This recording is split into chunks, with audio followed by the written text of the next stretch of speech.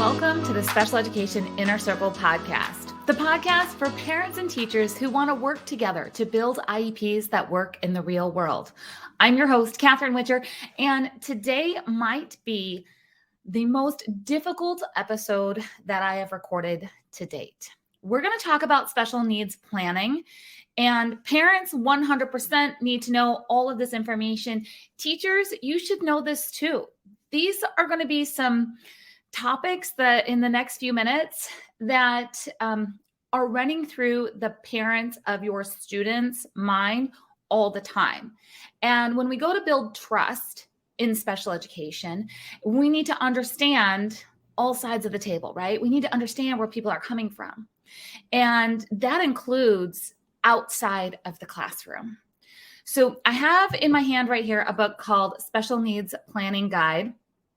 And I'll be honest with you, this is my favorite book on this topic, but this is probably one of my least favorite topics. So you guys know I'm a special needs sibling, which means that Special Needs Planning Guide means a lot to me because I know that I'm going to be responsible for my brother's future at some point in time. This is a hard topic. This is why I get so fired up when we're talking about IEPs and we talk about, helping a child become as independent as possible so they can be prepared for further education, employment, and independent living. See, my brother, he's never going to live on his own. He's always going to need assistance. And I've known that my entire life. In fact, I can remember very clearly sitting at an IEP meeting. My brother was somewhere between the ages of 18 and 21, and we were going around the table and people were giving all of their input on what would be best for my brother. And somebody asked my mom, so where's Robert going to live in the future? And my mom said, with family. And then the team said, well, what are you going to do when you're gone? Oh, it was not said in a compassionate way at all. It was just kind of thrown out there, and I could see that my mom was kind of taken aback. And she says, well, when I'm not here and when his dad is not here, then he will just live with his sister, which I knew, but it wasn't, kind of discussed as a plan. Like I knew that was the plan that my parents had, but it was never really discussed with me. It was just, this is how it's going to be. That's really difficult for let's see, I was probably 20, maybe 21, sitting at the table and just having that reality put out there.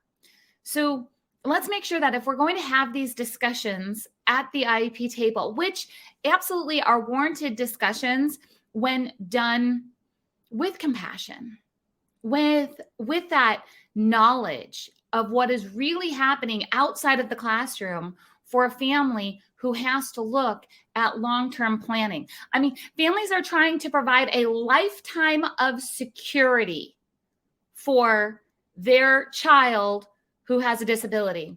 And how do you estimate that? How do you really figure out what's going on? In fact, it's very similar to trying to figure out how to write the best IEP goals. You're like, well, I'm going to use data and my experience and my best educated guess. And that's a lot of what goes into special needs planning.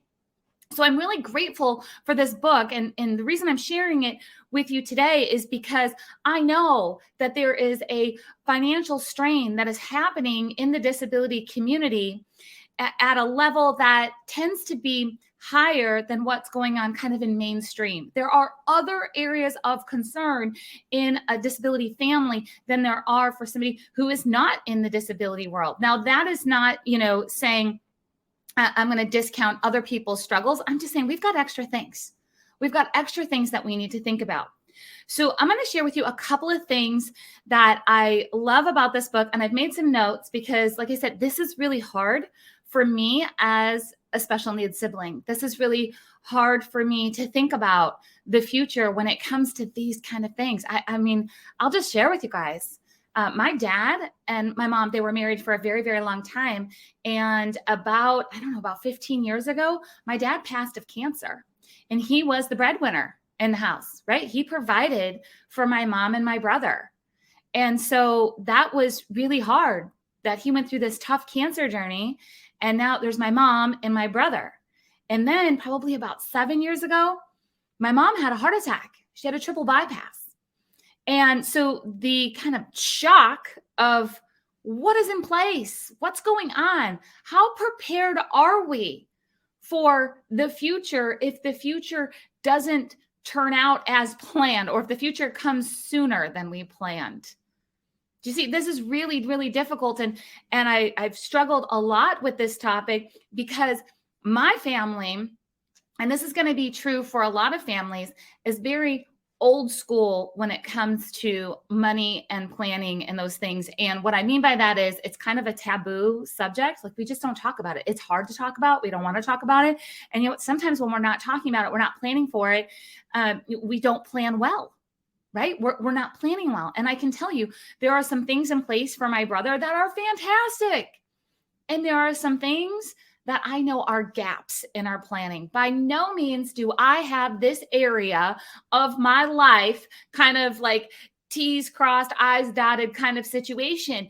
Absolutely not. There are gaps in my personal life as, you know, a special needs sibling of what the future looks like. This is why this book is so key, because I do not want to go down a Google search, you know, just kind of 3 a.m, clicking on all the things, you know, reading about all of this stuff. I don't want to do that. This is not one of my favorite things, right? I don't know who I want to trust. I do have some trusted people in this area, but it's hard to find people that you trust. And my goodness, I will tell you, there are a lot of financial planners out there that are special needs certified.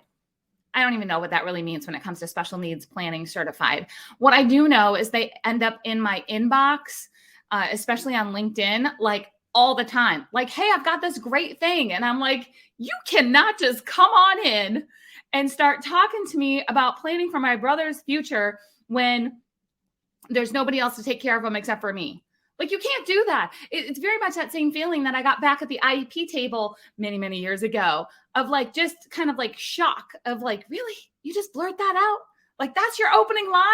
You can't do that. So teachers, it's important for you to understand, like, this is happening in our disability community all the time, where people are kind of like, and I'm just going to say it feels like they're hunting for like their next client. And it's like, because I have the special needs planning certification, you know, behind my name, I am now trustworthy to talk about your child's future. Or no.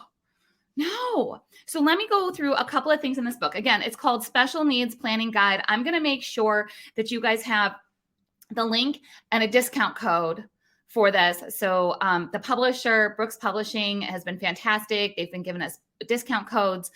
So I'll make sure that you guys have this, because I do highly recommend. See, I love that I could like tune out the rest of the world and open up this book and be all in my feelings and not have to talk to anybody about it right now and not get lost down the Google search of all the things, but I could stay focused on this. So it's the Special Needs Planning Guide, how to prepare for every stage of your child's life. So this is not just for planning like way future, right?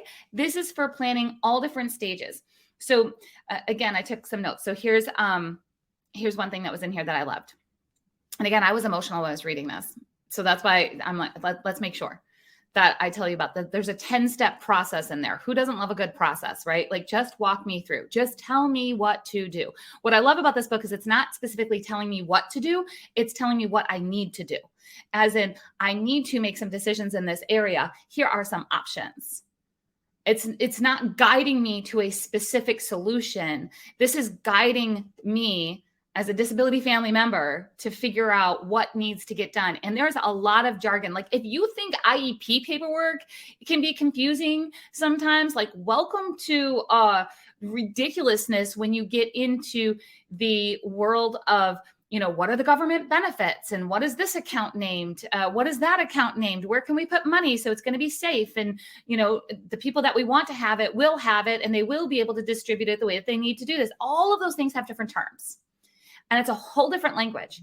So if the teachers listening here, especially if you are a high school teacher, so your students are ages like 14 and over, if you can start to learn some of these terms and really, again, talk with knowledge, like speak with knowledge to your families when this topic is coming up, and you know not to blurt it out at the IEP meeting, but that you can have this conversation of like, listen, I know you're going to be making some decisions about maybe an ABLE account, or, you have to fill out a lot of Social Security paperwork, and you have to do, again, just pull some terms from this book. Like, you have to do some of these things.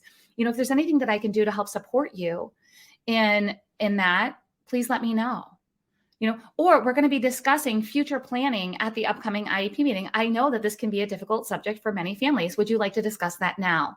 There is no reason that you can't have a pre-meeting in that way. I'm not saying pre-IEP meeting of doing something that you're not supposed to do before the IEP, predetermining anything. What I'm saying is there are conversations that are okay to have before an IEP meeting, and this might be one of them. So there's a 10-step process in here. Wonderful, awesome. There's also timelines. So important. So important, because if we wait too long to make some of these decisions, it makes the decisions more difficult. Worksheets, a letter of intent. That's an extremely important piece of special needs planning, is a letter of intent. You've got examples and things to walk you through what a letter of intent is and how to use that inside a special needs planning guide. Again, that would be a great tool for teachers to get to know. Parents, 100%. Teachers, lean into this. And then also how to really set your vision for the future as you're doing this special needs planning. One of my favorite pieces of this is the glossary. Okay. I'm always a sucker for a good glossary in a book, right? It kind of feels like a cheat sheet of all the things that you need to know. But for example, let me just read off some of this jargon that feels so overwhelming and ridiculous, but this book simplifies. Things like power of attorney, limited power of attorney for healthcare, qualified charitable distributions, protected person, premium assistance, premium reimbursement, representative payee, required minimum distribution, revocable or living trust, rollover IRA. I mean, are you kind of going like, what? Why is she even talking about this? I don't even understand. Why is she naming off all these terms? Well, because these are the terms. These are the things that we need to know in the disability community as we're planning for the future. And I really, really want our school teams to understand what is going on beyond the IEP process when it comes to planning for the future. This is why arguing over trivial things through the IEP process becomes so frustrating. This is one of those things where, if you're having a disagreement at the IEP table and you think to yourself, is this going to matter in 5 years? And if the answer is no, let's move on to something that is going to matter in 5 years, because you've got heavy decisions. You've got things that you need to decide. It is extremely hard to balance all of the paperwork in school and all of the paperwork outside of school, and then all of the future paperwork as a special needs family. I mean, and then you have things like guardianship. Guardianship's listed in this book, talks a little bit about guardianship. If you guys don't know what guardianship is, it's a decision that a family needs to make when a child turns 18 to decide, are they going to take full guardianship of the child, meaning that they're responsible for all of the decisions that the child makes? Are they going to take limited guardianship of the child? That works different in every state. Sometimes you need a lawyer, sometimes you don't. I mean, guardianship is a really big deal. And again, that is something that inside of the school system, if you're working with students ages, let's say 17 and above, because we're going to be working up to the 18th birthday, right? You need to be aware of what guardianship is, how it works, and what the impact is on the different types of guardianship. Again, I would highly recommend Special Needs Planning Guide, because it'll give you that information in a way that is consumable without overwhelm. And then you'll be able to, as a teacher, help guide that conversation in a respectful way. Again, you have lines as a school that should not be crossed when it comes to future planning for the families that you're working with. For all of my families, for the parents that are listening right now, just know I understand. I understand the decisions that you're making. I'm in the process of making a lot of decisions, in the future. I've had to make a lot of decisions in the past when it comes to financial planning. And just know that every time that I show up here and I'm talking about anything from how to write a money goal to how to make sure services are being delivered to preparing your child for further education, employment, and independent living, I'm doing that from a perspective of the future. I'm doing that from a perspective of, I know what is happening right now in my world as being, I'll just call myself out here, in my 40s, my brother being in his 40s. and having to look at what does the future really look like. And we can make such a difference together as an IEP team. But to do that, we have to look beyond the way that things have been done in the past in special education. And we have to start looking more at this whole person. We have to start looking more at person-centered planning. That's in this guidebook too. It talks about person-centered planning and how that looks different for every child. It is never too early to start these discussions as a family. Again, most likely this is not going to be a conversation you're going to have, between school and home until you get to those, kind of transition ages. So the age 14, when we start looking, some states start implementing transition plans as early as age 14. Some, I think, even earlier right now, but it's transition planning. It's guardianship age of 18. It's what life is going to look like after school. And I just want to encourage you, let's get some resources beyond what you have right now so we can have really productive, awesome, supportive conversations. Because you know what? The future is bright. For my brother, I would say he's living his best life down in Florida right now. And we're going to hang on to this best life the way that it is right now for as long as we can. And there's joy and there's hope. But that also comes with needing to be prepared. Again, I'm going to encourage you to go to the links that are here and, go pick up this special needs planning guide. All parents should pick it up. And for my teachers and IEP teams, again, at that late middle school age or high school transition, go pick this up and just really inform yourself on how to have a productive conversation with your families. If you were thinking, yes, this is a hard topic and it's something that we need to talk more about, and this is a great resource, you're thinking like more people need to hear this, could you just leave a like or a comment or a share? Every time you like, comment, or share, or on Apple Podcasts, if you leave a 5-star review, it helps more parents and teachers find this resource so they can work together to truly build IEPs that work in the real world. I'll see you guys next time.